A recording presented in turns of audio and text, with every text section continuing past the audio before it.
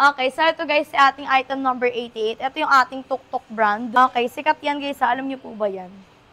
Okay, so ayan siya. Okay, nagiging bag siya guys para kapag nag-travel ho kayo, sumakay kayo ng aeroplano, ayan, pwede kayo mag-out of town, ayan, pwede nyo siya ilagay dyan kasi nga po lumiliit yan ng ganyang kaliit. So meron tayong pakapote dyan para kapag umulan, si baby hindi mababasa. Okay, so dito guys, meron tayong pa sun shield protection. Okay, ayan ho siya. Bakal yan mga, meron tayong pa tikabo window dyan. Ang kagandahan dito guys, no, premium stroller to yung hawakan niya is leather with foam.